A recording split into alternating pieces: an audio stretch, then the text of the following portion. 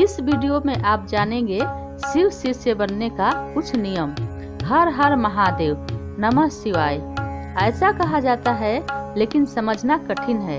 जगत गुरु को आदि पर सुशोभित करने वाले जन प्रिय देवाधिदेव आज स्वयं परिणामदायी गुरु का काम करते हैं। ऐसे तो घर घर में भगवान शिव पूजित हैं, लेकिन जन सामान्य ने उनके गुरु स्वरूप का चिंतन करने का प्रयास नहीं किया। जिन व्यक्तियों ने अंधविश्वास में भी शिव को गुरु बनाया, उन लोगों ने परिणाम पाया।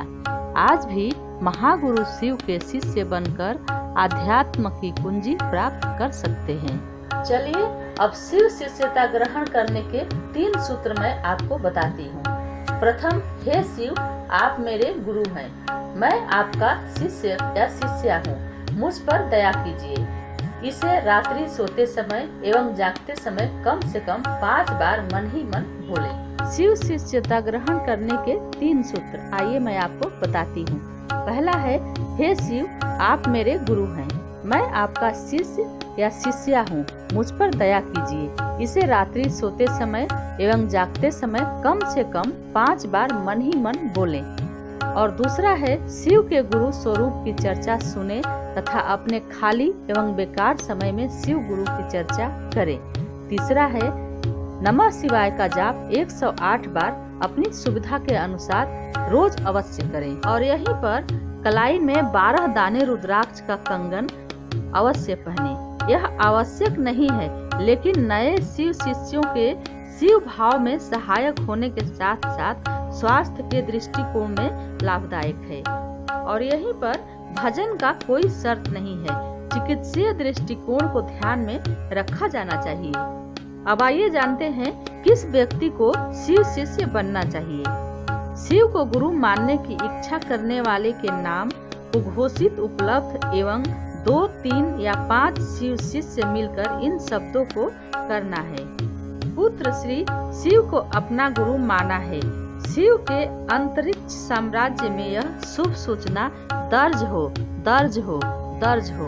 और इस तरह से 5 शिव शिष्य मिल करके एक शिष्य को शिव भक्त बना सकते हैं। जिस समय सर्वत्र केवल अंधकार ही अंधकार था, न सूर्य दिखता था, न चंद्रमा, ग्रह नक्षत्रों का कहीं पता नहीं था, न दिन होता था न रात, पृथ्वी, जल और वायु की भी सत्ता नहीं थी। उस समय एकमात्र सत्र ब्रह्म अर्थात सदाशिव की ही सत्ता विद्यमान थी, जो अनादि और विन्मय कही जाती है।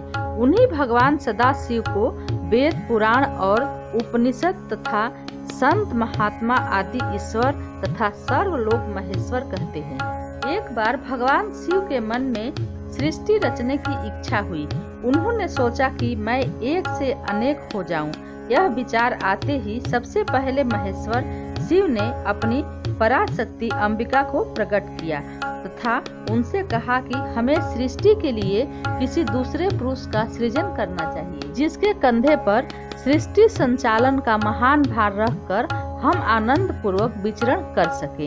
ऐसा निश्चय करके शक्ति सहित परमेश्वर शिव ने अपनी वाम अंग के 10वें भाग पर अमृत मल दिया और वहां से तत्काल एक दिव्य पुरुष प्रकट हुआ। उसका सौंदर्य अतुलनीय था। उसमें सत्गुण का प्रधानता था। वह परम शांत तथा अथाह सागर की तरह गंभीर था। रेशमी पीताम्बर से उसके अंग की शोभा द्विगुणित हो रही थी। उसके चारों हाथों में शंख, चक्र, गदा और पद्म सुशोभित। उस दिव्य पुरुष ने भगवान शिव को प्रणाम करके कहा कि भगवान, मेरा नाम निश्चित कीजिए और काम बताइए। उसकी बात सुनकर भगवान शंकर मुस्कुरा कर कहे, बस व्यापक होने के कारण तुम्हारा नाम विष्णु होगा। सृष्टि का पालन करना ही तुम्हारा कार्य होगा। भगवान शिव का आदेश प्राप्त कर श्री विष्णु कठोर तपस्या करने लगे। उस तपस्या के श्रम से उनके अंगों से जल धाराएं निकलने लगी, जिससे सोना आकाश भर गया। अंततः उन्होंने थक कर उसी जल में शयन किया। जल अर्थात नार में शयन करने के कारण ही श्री विष्णु का एक नाम नारायण हुआ।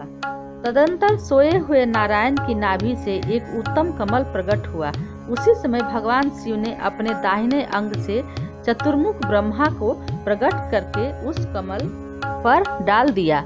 महेश्वर की माया से मोहित हो जाने के कारण बहुत दिनों तक ब्रह्मा जी उस कमल के नाल में भ्रमण करते रहे, किंतु उन्हें अपने उत्पत्तिकर्ता का पता नहीं लगा। आकाशवाणी द्वारा तप का आदेश मिलने पर ब्रह्मा जी ने अपने जन्मदाता के दर्शनार्थ 12 वर्षों तक कठोर तपस्या की। तत्पश्चात उनके सम्मुख भगवान विष्णु प्रकट हुए। परमेश्वर इस लीला से उस समय वहां श्री विष्णु और ब्रह्मा जी के बीच विवाद छिड़ गया। सहसा उन दोनों के मध्य एक दिव्य अग्रिस्त स्तंभ प्रकट हुआ। बहुत प्रयास के बाद भी ब्रह्मा और विष्णु उस अग्रि स्तंभ के आदि अंत का पता नहीं लगा सके। अंततः थककर भगवान विष्णु ने प्रार्थना की, हे महाप्रभु, हम आपके स्वरूप को नहीं जानते, आप जो कोई भी हो हमें दर्शन दीजिए। भगवान विष्णु की स्तुति सुनकर महेश्वर शिव सहसा प्रकट हो गए और बोले, सूर श्रेष्ठ गण, मैं तुम दोनों के तप और भक्ति से भली भांति संतुष्ट हूँ। ब्राह्मण, तुम मेरी आज्ञा से जगत की सृष्टि करो और वत्स विष्णु, तुम इस चराचर जगत का पालन करो। तदंतर परमेश्वर शिव ने अपने हृदय भाग से रुद्र को प्रकट किया और उन्हें संहार का दायित्व सौंपकर वहीं अंतर्धान हो गए।